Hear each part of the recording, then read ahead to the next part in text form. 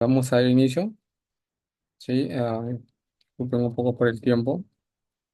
Eh, vamos a empezar entonces en esta oportunidad hablando sobre todo lo que es el tema de manejo integrado de plagas, así que concierne, involucra bastante el área de la parte de lo que es la sanidad vegetal, ¿sí? El manejo integrado de plagas pues viene a ser el conjunto de técnicas, ¿no?, que utilizamos para poder controlar y manejar cierta plaga que está afectando nuestro cultivo.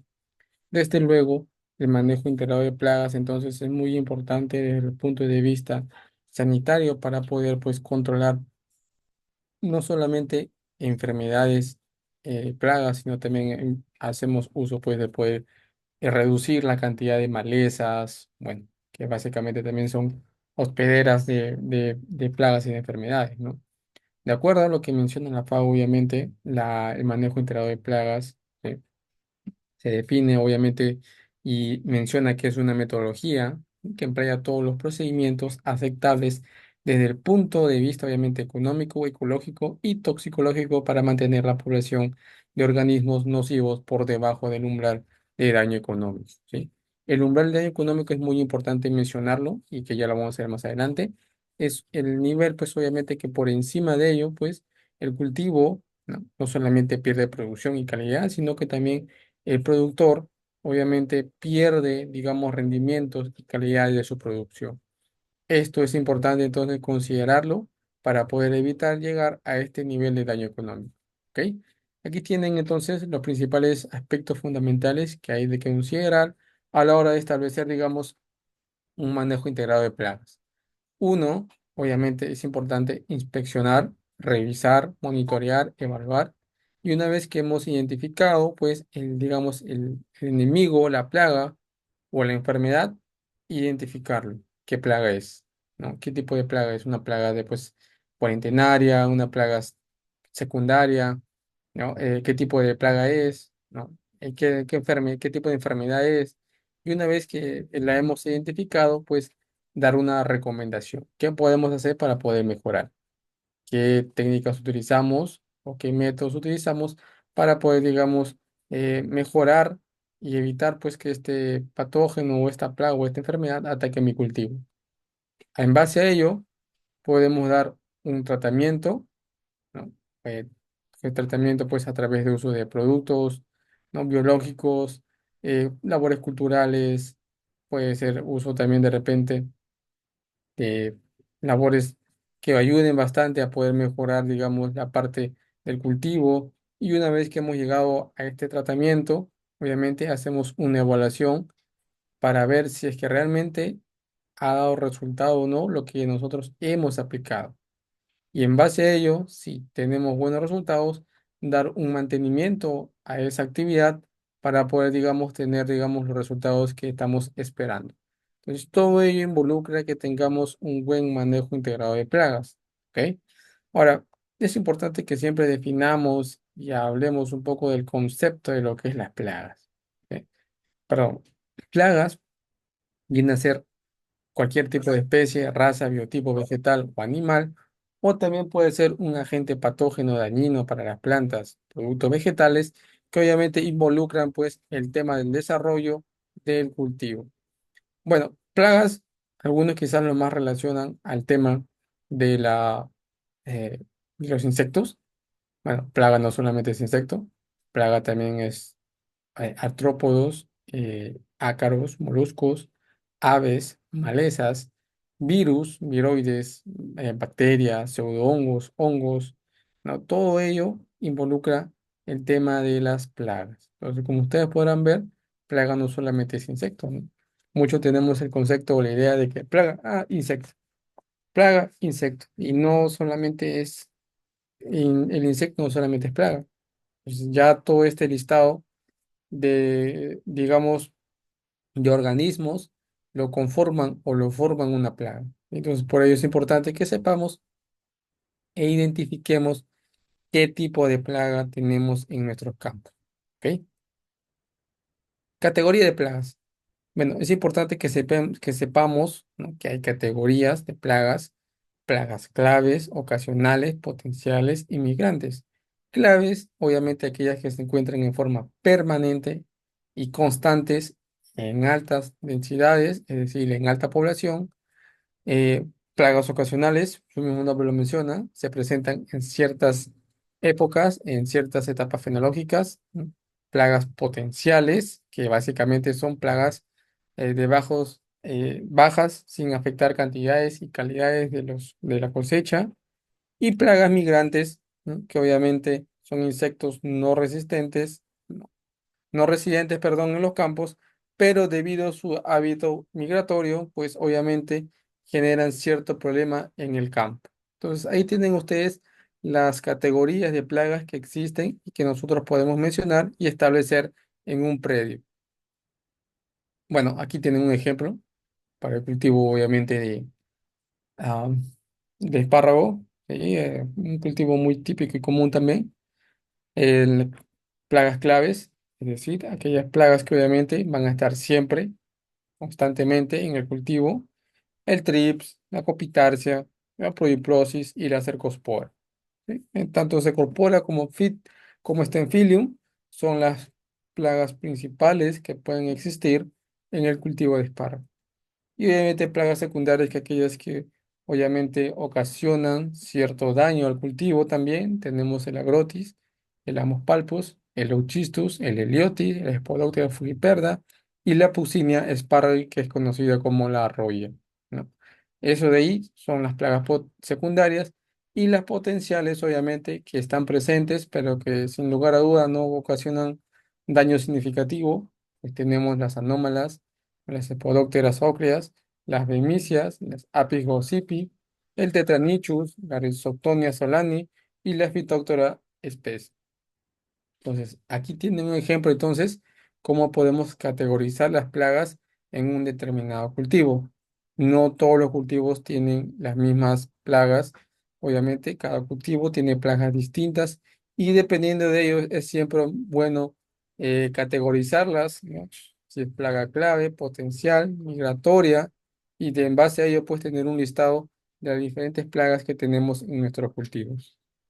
Bueno, aquí tienen una imagen general, desde luego, ustedes pueden ver, ¿no? Las plagas que pueden haber: ácaros, ¿no? Malezas, moluscos, protozoarios e insectos. Estos obviamente son larvas, ¿no? Del insecto. Bueno, cuando hablamos de larvas, hablamos también de diferentes estadios: primer estadio, segundo, tercero, cuarto. En algunos casos puede llegar a estadio 5, y una vez que llega al estadio 5, obviamente el insecto lo que hace es empupar, y una vez que empupa, obviamente surge o nace el insecto adulto, ¿no? Que es obviamente en este caso la mariposa. Algunos obviamente pasan por metamorfosis diferenciadas, otros por metamorfosis no diferenciadas, ¿no? Pasar de obviamente el estado de huevo a larva, de larva a pupa y de pupa a adulto, obviamente son metamorfosis diferenciadas. Pero hay algunos insectos, como es el saltamonte, por ejemplo, donde este estado ninfal, ¿no? O mejor dicho, de estado pequeño pasa a estado ninfal, del estado ninfal pasa al estado adulto, y en esos estados obviamente no se observa ninguna diferencia. El insecto sigue siendo el mismo, solamente que cambia de tamaño y en algunos casos algunos ciertos aspectos, pero no se diferencia mucho el cambio físico del insecto. Por eso es que hablamos de metamorfosis, digamos, que vienen a ser aquellas que se diferencian y aquellas que no se diferencian. ¿Sí? Bueno, y entonces también habíamos mencionado acerca de los moluscos, que quizás son típicos en algunos sectores: las malezas, que ya son muy claras y conocidas en los diferentes campos; los ácaros, las señoritas rojas, que muchas veces no la podemos ver; y los protozoarios, que forman parte de lo que son las enfermedades. Las enfermedades también pasan por un proceso, ¿no? En la cuales germinan, se desarrollan, ¿no? Y una vez que no encuentran las condiciones, se hospedan en algún hospedante. Para ello es importante que conozcamos que las enfermedades obviamente necesitan de tres criterios o de tres factores. Uno, el huésped, que viene a ser la planta susceptible. Dos, un patógeno virulento que va a afectar y va a atacar al hospedante, al huésped. Y tres, el ambiente favorable. Basta que uno de ellos no esté presente para considerar que obviamente la enfermedad no se va a desarrollar, porque puede haber un patógeno y puede haber un ambiente favorable, pero si no hay un huésped, ¿cómo se va a desarrollar el patógeno? Ahora, puede haber un patógeno virulento, puede haber un huésped, pero no hay un ambiente favorable. Entonces, simplemente la enfermedad no se desarrolla. Mucho menos si tenemos un huésped y ambiente favorable, pero no hay patógeno, ¿cómo se va a desarrollar el patógeno? Entonces, como les menciono, es importante que sepamos de que basta que falte uno para que podamos considerar de que, digamos, no se va a establecer, digamos, el desarrollo de la enfermedad, ¿no? Y acá tienen pues cómo es que se observa la presencia de hongos, bacterias, pseudohongos, virus y nematodos. ¿Ok? Bueno, cuando hablamos de enfermedades es importante que sepamos diferenciar lo que es un signo y qué es un síntoma. ¿Sí? Signo básicamente es la expresión visible, lo que podemos ver, digamos, externamente, lo que se observa, lo que se aprecia, lo que uno puede, digamos, ver a simple vista, ¿no? Eso viene a ser los síntomas. Y los signos, aquellos, pues, que, digamos, la presencia visible del patógeno de un tejido del huésped, obviamente que se observa bajo un equipo, ¿no? De alta gama que me ayuda a poder ver cuáles son las proporciones o cuáles son las cantidades de austerios, de IFAs que pueda haber en esta enfermedad. Entonces, tanto los síntomas como los signos son muy importantes. Lo importante y lo que hay que resaltar acá es, obviamente, que a través de los síntomas podemos decir que, digamos, hay un microorganismo o hay algo que está afectando a mi cultivo. Y ya desde luego tengo que tomar mis precauciones y obviamente revisar y darle, digamos, las correcciones respectivas para que mi cultivo pueda desarrollarse y no pueda afectar, pues, su producción y su calidad. ¿Ok? Bueno, aquí tienen algunos síntomas de algunas enfermedades que es importante considerar. Desde luego, tenemos los prenecróticos, los necróticos, los atróficos, los hipertróficos y los complejos, ¿no? Bueno, tenemos ahí para empezar en los prenecróticos los enrojecimiento, marchitez, clorosis, amarillamiento del cultivo. También tenemos los necróticos que obviamente vienen a ser las manchas necróticas, anillos necróticos, pudrición, chancro, chupaderas, quemaduras, escaladuras, pústulas y entre otros. Cuando hablamos de atróficos, bueno, pues, acá hablamos de enanismo, clorosis, mosaicos, aclareos, anillos cloróticos. Y cuando hablamos de hipertrofia, hablamos de tumores, nódulos, agallas, escoba de bruja y los complejos que vienen a ser las exudaciones y los cortamientos. Como ustedes podrán ver, son diferentes tipos de síntomas. Cada uno involucra el saber conocer y identificarlo, si son necróticos, prenecróticos, si son atróficos o complejos. Obviamente también es importante mencionar la clasificación de enfermedades, que obviamente son enfermedades ocasionadas por hongos o cromistas, enfermedades ocasionadas por procariotos o bacterias, enfermedades ocasionadas por plantas superiores, que vienen a ser las plantas parásitas, enfermedades ocasionadas por virus o viroides, enfermedades ocasionadas por nematodos y enfermedades ocasionadas por protozoarios. Entonces, fíjense ustedes, es importante entonces en cada sector que sepamos identificar y conocer el tipo de plagas, el tipo de enfermedades y cuáles son, de acuerdo a los síntomas, identificar a qué enfermedad pertenece y clasificarla de acuerdo a su categoría. Esta es la categoría que mostramos y que en base a ello podemos ver y diferenciar cada una de estas enfermedades. Bien, aquí tienen algunos síntomas de los hongos que habíamos mencionado. La expresión visible que se puede ver de una planta, pues chupadera, poco crecimiento, poco desarrollo radicular. Eh, bueno, la planta pues sufre, digamos, un desarrollo normal, una coloración, digamos, atípica, en manchas necróticas y presencia de pústulas. Todo ello conforma el síntoma, ¿no? O los hongos que atacan a un cultivo. Bueno, la práctica de manejo integrado de plagas y enfermedades pues se define entonces como el uso inteligente de todos los recursos o métodos que el agricultor tiene disponible para poder proteger su cultivo ante el ataque de algún insecto, hongo, bacteria o malezas.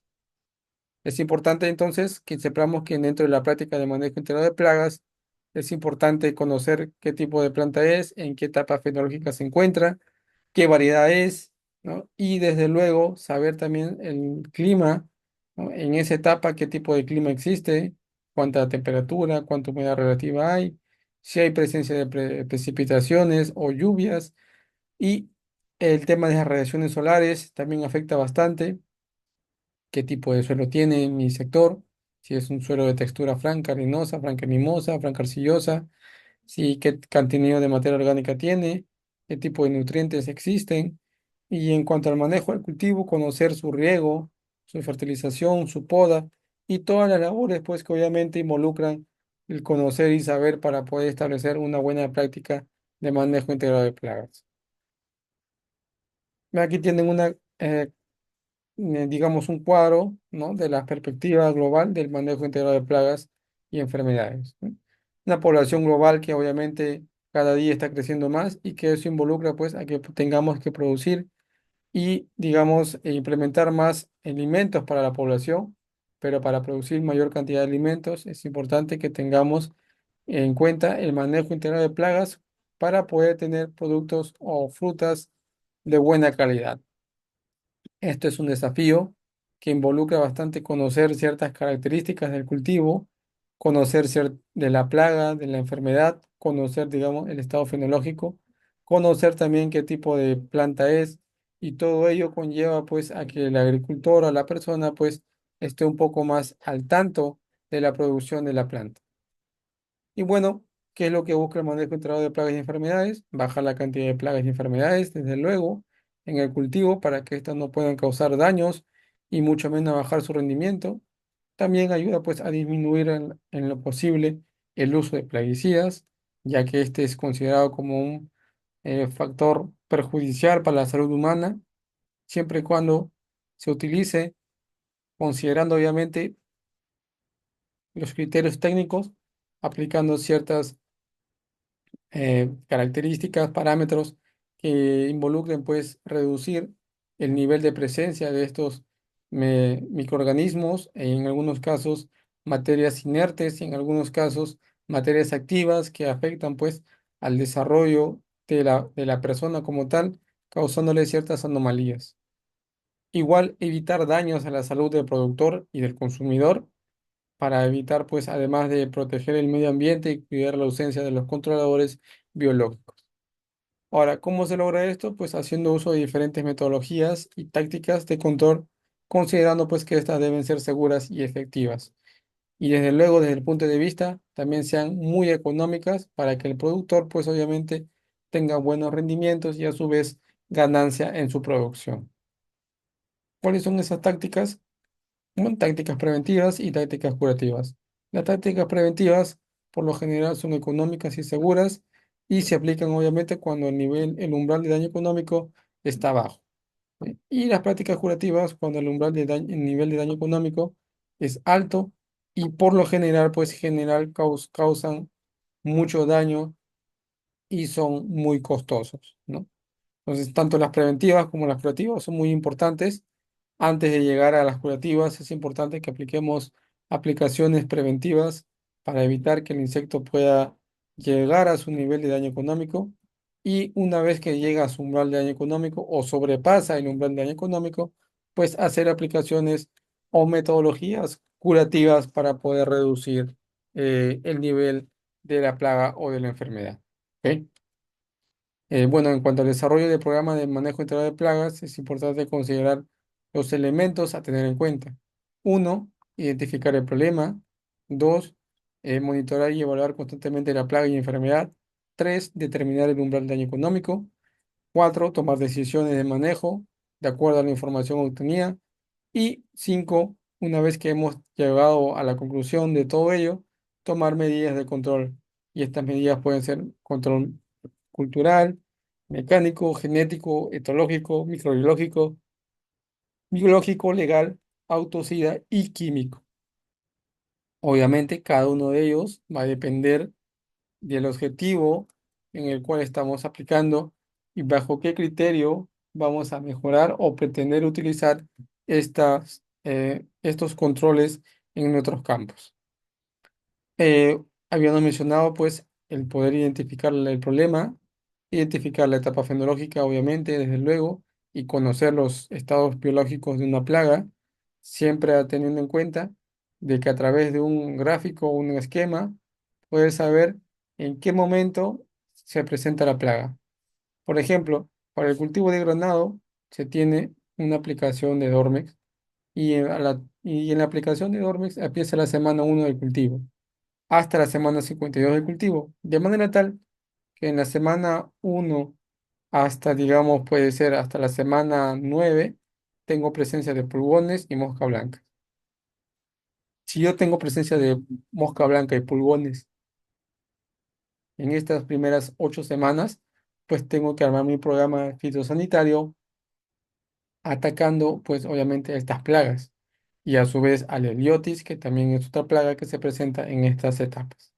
Entonces, fíjense ustedes, hacer un esquema gráfico de las diferentes plagas y enfermedades de nuestros cultivos y simplemente, sencillamente, me va a ayudar a tener un programa fitosanitario más, eh, digamos, bueno, adecuado, y obviamente esto me va a permitir pues establecer también los principales tipos de evaluaciones que voy a hacer durante toda la semana y durante todo el mes. ¿Ok? Conocer los estados biológicos de una plaga es muy importante, si son posturas, si son larvas o si son pupas, y cómo es también el tipo de adulto, adulto hembra y adulto macho, que muchas veces es importante diferenciarlas para poder llegar a una conclusión del poder atacar. ¿Sí? Obviamente, muchas veces se utilizan feromonas. Estas feromonas muchas veces están enfocadas más al estado adulto, pero macho. ¿Sí? No a la hembra, sino al estado macho. Igual, entonces, todo ello es importante siempre identificarlos en nuestros campos y tenerlos siempre mapeados. Bueno, aquí tienen lo que es un insecto y que es importante conocerlo, las partes, sus piezas bucales que tiene, llámese chupador, masticador lamedor o picador y chupador. ¿Por qué es importante conocerla? Porque a través de ello, pues el insecto, o vamos a ver los síntomas que tiene la planta y el cual, pues obviamente se observa de manera visible en las hojas, en el tallo, en el fruto o en algunos casos en las raíces, ¿no? Aquellos pues que son masticadores vamos a tener, digamos, hojas de repente que están carcomidas, ¿no? Pedazos de hojas que han sido perforadas por los insectos. Cuando son chupadores, muchas veces podemos observar amarillamiento en la hoja, ¿sí? O pequeños raspones, ¿no? También podemos ver.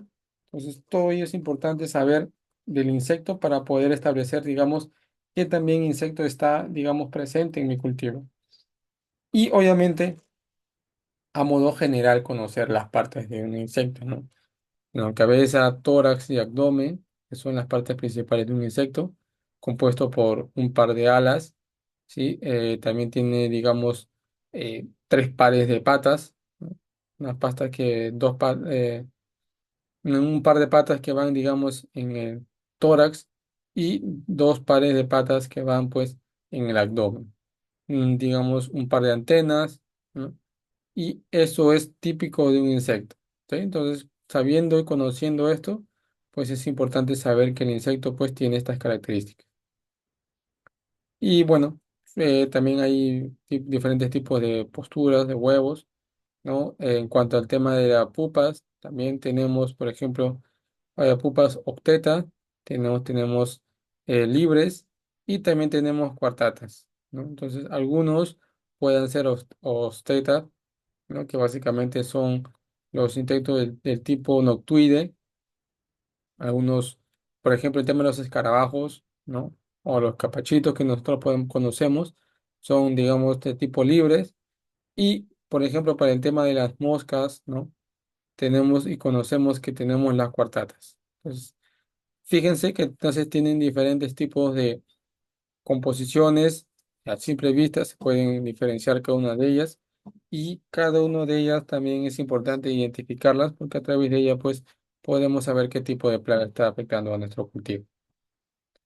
Estas son las principales órdenes que existen en el género de los insectos, desde las que son las coleópteros, las himenópteras, las odonatas, los dípteros, ¿sí? Los tirácteros, los lepidópteros, bueno, todos los órdenes principales de insectos. Algunos, bueno, que de repente habremos estudiado, siempre generalmente nos piden a veces en tema de plagas, nos piden hacer, digamos, un insectario, ¿no? Y ese insectario se hace con la finalidad de poder conocer y saber más acerca sobre las principales órdenes que hay en el aspecto de los insectos. Y a través de ello, pues, poder conocer a qué familia y especie pertenecen. Y en base a eso, cuando vayamos a campo, saber identificar a simple vista qué tipo de plaga es. ¿Ok?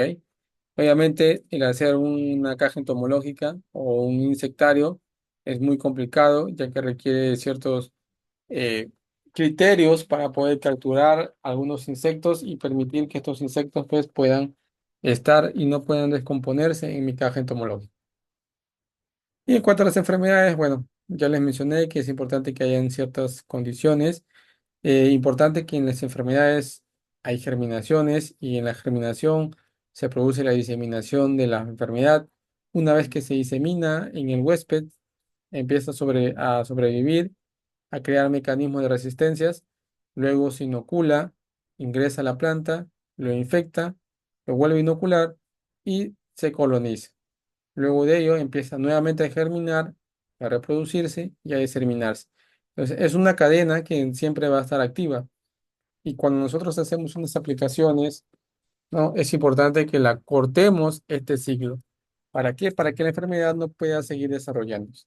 Llámese en la etapa de infección o inoculación, es importante cortar esa cadena de desarrollo de la enfermedad. Ahí tienen ustedes, ¿no? Los criterios. Y obviamente para el monitoreo de plagas y enfermedades es importante considerar que hay métodos directos y métodos indirectos. Los directos, cuáles son los problemas ocasionados por hongos y bacterias en el suelo, y los métodos indirectos son uso de trampas con atrayentes para insectos en estado adulto. ¿Sí? Generalmente entonces los métodos directos están enfocados a hongos y bacterias en el suelo y que obviamente en todas las plantas obviamente existe un conjunto de manera que puedan ubicar los focos en los cuales existen los problemas. Y los métodos indirectos generalmente son uso de trampas atrayentes. Bueno, es importante que siempre en un manejo integral de plaga hay una evaluación. ¿Sí? La evaluación me va a ayudar o me va a permitir a mí poder saber el nivel de daño económico de la plaga o de la enfermedad. Llámese que esta evaluación obviamente puede ser un brote, un tallo, una rama, un fruto, una flor, una hoja, dependiendo. Obviamente, los enemigos naturales es importante identificarlos. El lote o el área a evaluar no debe ser mayor a 10 hectáreas. Siempre se divide en 5 zonas aproximadamente o sectores y observando pues un total de 20 a 30 plantas, por hectárea obviamente. Bueno, hay diferentes mecanismos de evaluación, hay en forma de X, ¿no? En forma de zigzag, ¿no? En forma de repente triangular. Lo importante es que siempre se cubra la mayor parte del campo. Contra más puntos haya, es mejor. Obviamente, y contra más área muestre, voy a tener un dato más aproximado a la realidad. Y los puntos son tomados al azar y se evalúa como máximo 1 metro lineal para el caso en que haya, digamos, de repente cultivos en líneas, o en hileras. Esta es una cartilla de evaluación fitosanitaria, un ejemplo que siempre se debe utilizar y a través de ello pues poder llenar los datos requeridos dependiendo de la evaluación, dependiendo de la etapa fenológica, de la fecha, del lote y de la variedad, del patrón y que todo ello pues es almacenado obviamente para poder tener una evidencia del contenido de plagas que hay en mi campo. Bien, aquí tiene un ejemplo para el caso de trips. Hay grados distintos dependiendo del número de trips que haya presente. Grado 1 cuando no hay presencia de trips, grado 2 cuando hay de 1 a 5 trips por brote, hasta el grado 6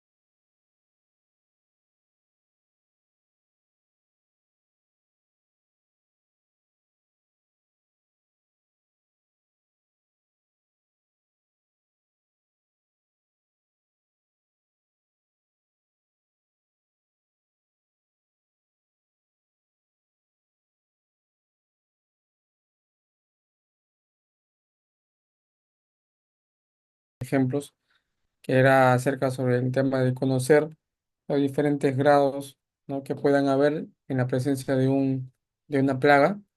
Desde luego, hay algunos que lo clasifican a través de grados, ¿no? Otros en porcentaje, de repente, ¿no? Lo importante es siempre tener un rango, ¿no?, que presencie o me dé la idea, pues, de cuántos tipos de plagas o cuánto es la presencia de plagas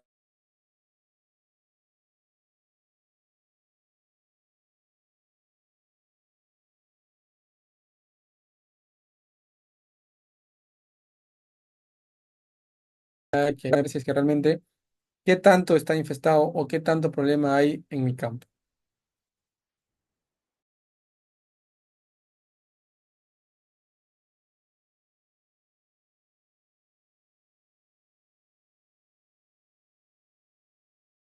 Siempre es importante, como le dije, mencionar que hay ciertos, el evaluar un campo me va a permitir saber cuál es mi incidencia, que tiene que ver mucho con el porcentaje de hojas afectadas, y severidad, que tiene que ver con el porcentaje de área foliar infectada, digamos, en el campo.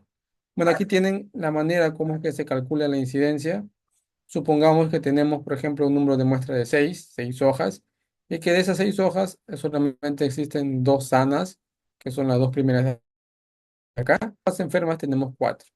De manera tal que yo hago una, digamos, una simple división, ¿no?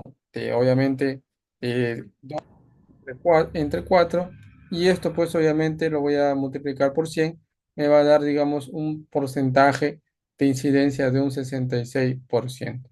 En cuanto a la severidad, pues tenemos un porcentaje de área foliar que está infectada, obviamente, y aquí la diferencia es que si se toma toda la parte de la hoja, perdón, de la planta, no solamente se considera las hojas, sino toda la parte de la planta. Entonces aquí tenemos, ¿no?, que digamos las primeras hojas, ¿no?, tiene, digamos, de repente 12 manchas, la segunda tiene 5, la tercera tiene 2 y la cuarta tiene uno. Sumando todo ello, obviamente, dividido obviamente entre el número de hojas que se ha obtenido, que vienen a ser 4, tenemos un área severidad, o mejor dicho, una severidad de infestación del 5%. Entonces, es así como nosotros calculamos y tenemos la presencia de una severidad y de una incidencia. ¿Ok? El umbral de daño económico, que lo había mencionado, es aquel que nos indica, ¿no?, el tiempo oportuno para decidir una acción de prevención. ¿Sí? Si el umbral de daño económico obviamente sobrepasa el límite, tengo que obviamente hacer, digamos, una actividad o un mecanismo o una táctica o un método que me ayude a poder reducir este nivel o este, digamos, o esta curva. Recuerden que las plagas claves, que son las que más ocasionan daño, obviamente, en el cultivo, es la que se debe de considerar, ¿sí?, no dejando de lado las demás categorías de plagas, pero sabemos que en todas las categorías de plagas, plaga clave es la que más debemos de, digamos, enfocarnos para evitar que hayan problemas. ¿Ok? Bueno, en cuanto a la toma de decisión, es importante considerar que nos va a indicar el tiempo oportuno para poder decidir una acción preventiva. Y esto, recuerden que les había mencionado, es importante, que tiene que ver mucho con el monitoreo, con la edad de cultivo, el desarrollo de la planta y el tipo de suelo, el tipo de fertilización, el tipo de riego. Pues, todos esos factores van a involucrar en la toma de decisión. ¿Sí? Los factores climáticos, las variedades, ¿no?, el desarrollo, entonces todo eso va a involucrar en la toma de decisión. Y una vez que ya se ha tomado la decisión, vamos a establecer el método de control que habíamos mencionado. Pueden ser indirectos y directos. Indirectos, los legales, los genéticos y los culturales, y los directos pueden ser mecánicos, físicos, químicos y biológicos. Obviamente todo esto con la finalidad de reducir la presencia de plagas y enfermedades. En cuanto a los culturales, rápidamente es importante mencionar que aquí hay ciertas prácticas, ¿no?, o digamos que puede ser el método más económico, y que obviamente aquí involucra pues el poder establecer labores propias del manejo agrícola y de manera efectiva, obviamente, involucrando el tema de la concientización al ecosistema. ¿Cuáles son las ventajas y las desventajas? Bueno, ahí tienen algunas ventajas y desventajas que me ofrece el control cultural, obviamente. Es importante que sepamos que dentro de las ventajas está pues el favorecer el aumento de insectos benéficos, el disponer pues de muchas alternativas y de no causar ningún daño en la salud de las personas. Obviamente también hay desventajas que involucran pues algunas de estas prácticas son procedimientos de lucha preventiva antes de la curativa. Algunas de las prácticas también requieren de mucha mano de obra y su utilidad muchas veces no es reconocida por algunos agricultores. Bueno, aquí tienen algunas prácticas culturales más comunes: preparación de suelo, rotación de cultivos, abonado, las carpidas, que obviamente es eliminar las malezas y ayuda al manejo del control de plagas, los aporques, ¿no? La práctica de abonado, que es muy importante para mejorar la estructura de un suelo. Y obviamente el exceso también de abonado hace que se desarrolle la presencia de fitóctora o gusano de tierra en el suelo. Fitóctora porque obviamente el abono retiene mayor cantidad de humedad y muchas veces cuando digamos, se aplica bastante abonado en el suelo, obviamente esto va a ocasionar que obviamente el suelo retenga mayor cantidad de agua. Y si retiene mayor cantidad de agua, ya sabemos que la presencia de hongo va a ser muy significativa en esa parte. Por eso es que esta práctica de abonado también tiene que ser siempre corregida y distribuida de manera uniforme en mi campo. Bueno, a otras prácticas culturales también es el cambio de fechas de siembra, las podas, el uso de buenas semillas, desde luego, descanso de los terrenos para que puedan, digamos, reactivarse y mejor y no aplicar por algunos años, obviamente, destrucción de rastrojos, uso de tutoreo para evitar que las plantas puedan llegar, digamos, al suelo y esto pueda ser una fuente de ingreso de enfermedades. Eliminar las malezas es muy importante. Ahí se hospedan la mayoría de patógenos y microorganismos. El tutoreo de plantas, como les mencioné, para que no puedan llegar al suelo. Y muchas veces el suelo se encuentra húmedo y ahí hay ciertos microorganismos que pueden, digamos, ser una fuente de ingreso y puedan llegar al cultivo. Bueno, en cuanto a medidas de control manual o mecánico, consiste en el recojo a mano de insectos en el estado huevo, larva o adulto y plantas enfermas que están afectadas por plagas y enfermedades. Hay ventajas y desventajas, desde luego, claro que sí, no todo lo que brilla es oro, pero siempre es importante más recalcar las ventajas, ¿no? La ventaja que es un medio de lucha tanto preventivo como curativo. Una sola táctica puede ser usada por muchos años y pueden ser usados pues por pequeños y grandes productores. ¿Cuáles son esas prácticas de manejo mecánico más conocidas o comunes o típicas? Pues ahí tienen ustedes el recojo manual de insectos, ¿sí? Que se realiza. También tienen el recojo de partes de las plantas dañadas para poder eliminarlas a través de la quema de estos rastrojos. También tienen exclusión de los insectos, tienen solarización, que es una práctica que consiste pues en obviamente matar o eliminar insectos, nematos, hongos o bacterias a través de una práctica común que consiste en poner un plástico encima, permitiendo pues que la temperatura se eleve y esto puede ocasionar la muerte de estos patógenos. Aplicación de agua caliente, aplicación de agua fría y desde luego aquí tienen algunas prácticas, ¿no? Manuales que se pueden utilizar. Las barreras, desde luego, también son unas prácticas que me impide que puedan llegar plagas migratorias, plagas migrantes. Y obviamente para el tema de desinfección de almácigos, para los que trabajamos con almácigos, es importante considerar, ¿no? El tema del uso de agua, algunos plásticos transparentes y palos flexibles. Aquí, obviamente, lo que se hace es tapar el suelo, la cubierta, obviamente. Una vez que se ha realizado esto, sobre el plástico colocar cierta cantidad de peso para que no puedan, digamos, con el viento volarse y cubrir los arcos, obviamente, con otro plástico para evitar que se puedan, digamos, romper o puedan de repente ser fácilmente extraíbles. En cuanto al control microbiológico, bueno, consiste en utilizar la capacidad de ciertos microorganismos como bacterias, virus y hongos y nematodos benéficos para enfrentar y matar insectos, plagas u hongos. Hay ventajas y desventajas, desde luego también. Sus principales ventajas, que es un medio de lucha contra preventivo, contra como curativo, ya existen y están disponibles para los agricultores y no daña la salud de las personas ni contamina el medio ambiente. Ejemplo de ello tenemos en los trichodermas, que son muy típicos y comunes que se utilizan. La Beauveria baciana también es muy típica y conocida para poder controlar ciertos tipos de plagas, ¿no? Entonces, todo eso es importante considerarlos como parte del manejo del control, obviamente, de microorganismos. Ahí también tenemos control etológico y biológico. El control etológico se basa en el estudio del comportamiento y preferencia de cada plaga de los diferentes estados, incorporando trampas, pues, para poder enfrentar las plagas y enfermedades. En cuanto al control biológico, pues simplemente se enfrenta a las plagas y las enfermedades usando organismos vivos que sean, ya sean animales, insectos, bacterias, u hongos o virus, y que estos pueden dividirse entre predadores y parasitoides.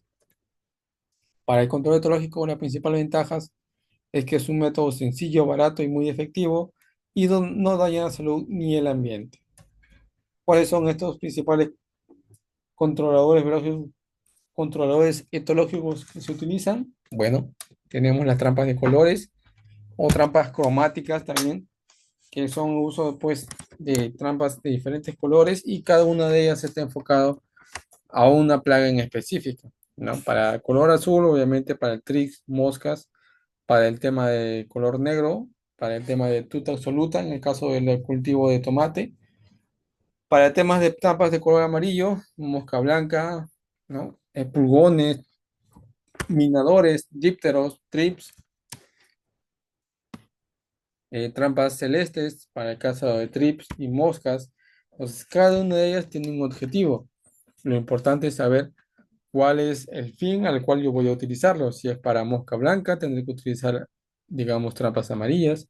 Si es para temas de trips, tendré que utilizar un azul. Y si es para el caso de repente de tuta absoluta, en el caso del tomate, pues tendré que utilizar trampas negras. ¿Ok?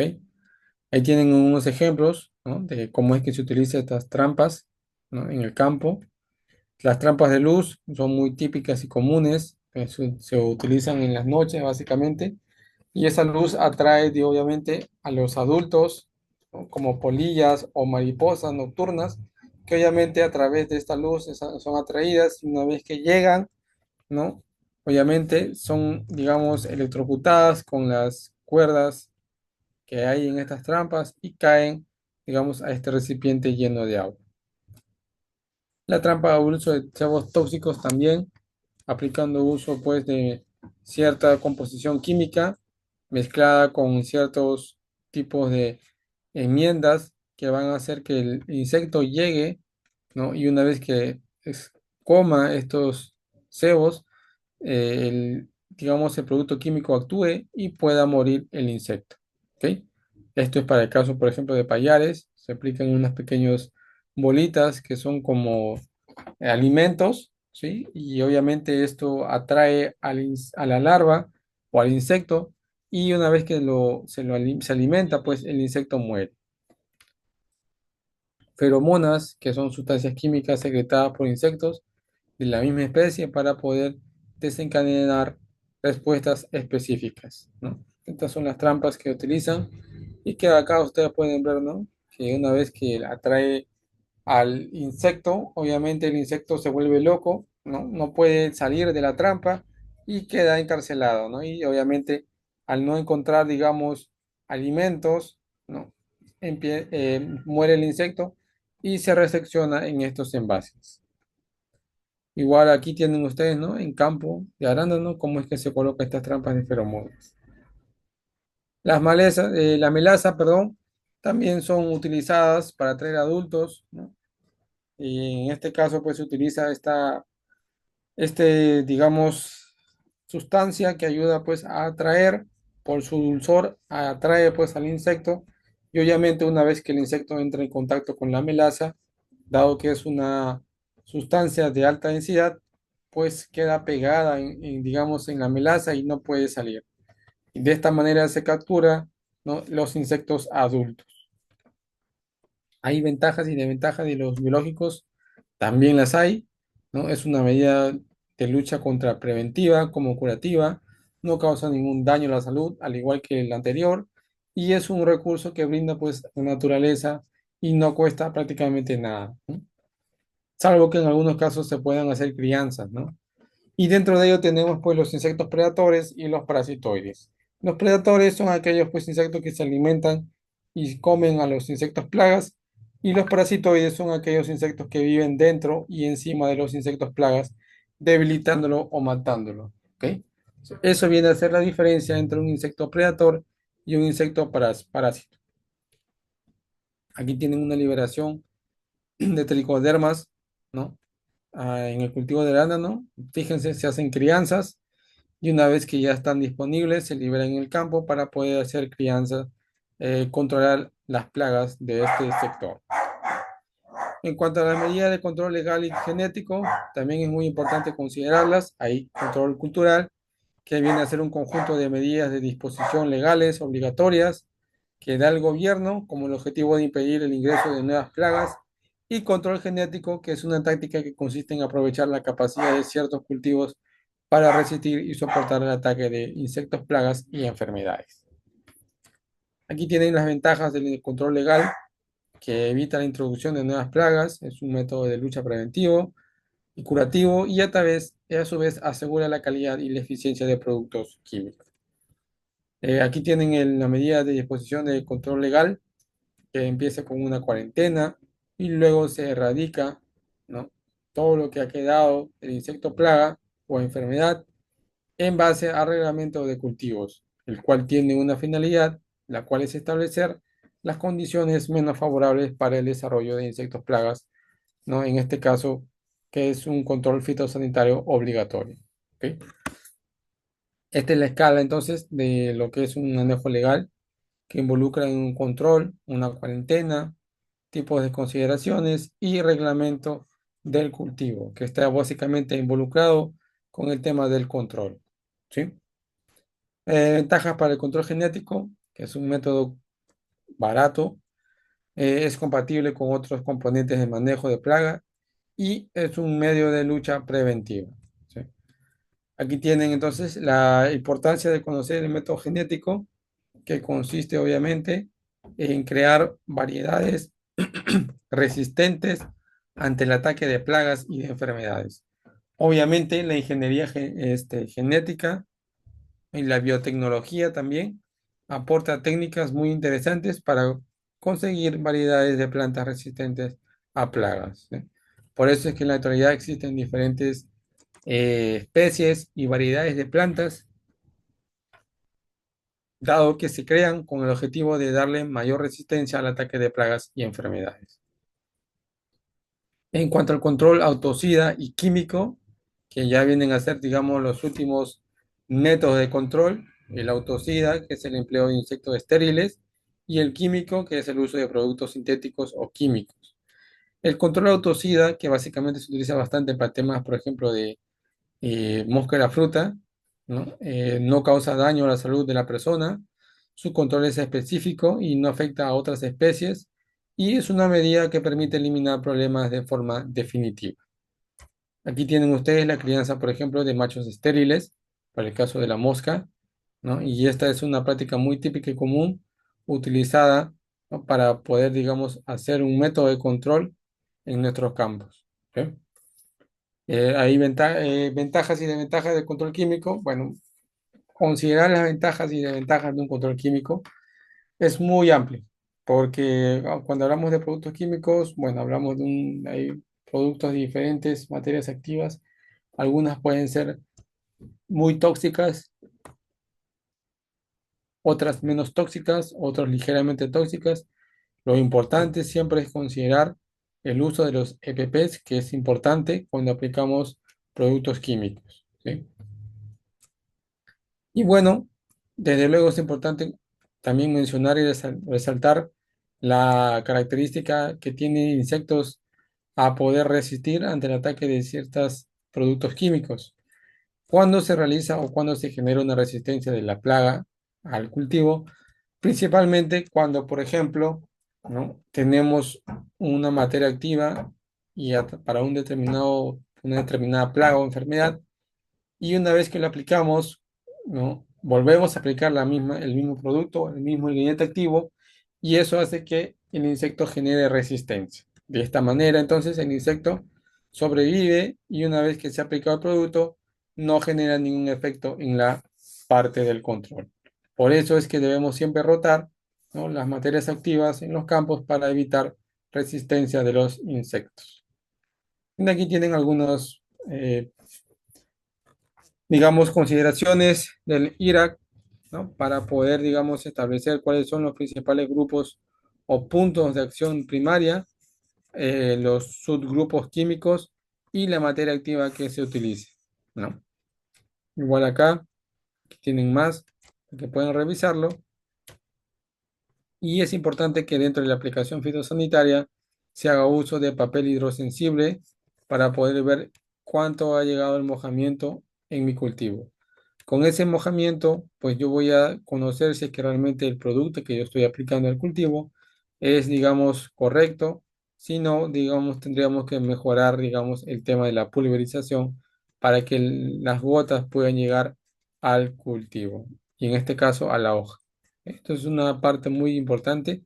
El uso de los CPPs que siempre les mencioné es importante, no porque, digamos, tenga, digamos, una cubierta o una pequeña barrera, digamos, el operario no va a utilizar los CPP. Tiene que utilizar su CPP obligatorio para evitar cualquier tipo de accidente o anomalía en la persona. ¿Sí? Bien, eso como parte de lo que es el tema del manejo integral de plagas. Recuerden que el manejo integral de plagas es muy importante y el control químico es el último recurso que se utiliza para poder establecer un manejo integral de plagas adecuado. ¿Ok? Bien, no sé si hasta este punto está claro. ¿Sí? Dudas, preguntas. En todo caso, dentro de la presentación están mis números para que puedan hacer sus consultas respectivas. Algo relacionado al tema de plagas, enfermedades, qué se puede aplicar o bueno, cómo puedo saber qué tipo de plaga es. Bueno, ahí me la pueden hacer las consultas respectivas, ¿sí? El material también lo voy a hacer llegar terminando la clase a más tardar mañana temprano para que puedan llegar a cada uno de ustedes. Y bueno, ya cualquier duda o inquietud me la pueden hacer llegar en el número que va a aparecer en las presentaciones. ¿Ok? Muy bien. Eh, si no hay preguntas, consultas, entonces me despido. Eh, que tengan un excelente fin de semana. Cuídense bastante y ya nos estaremos viendo en otra oportunidad. ¿Sí? Hasta luego.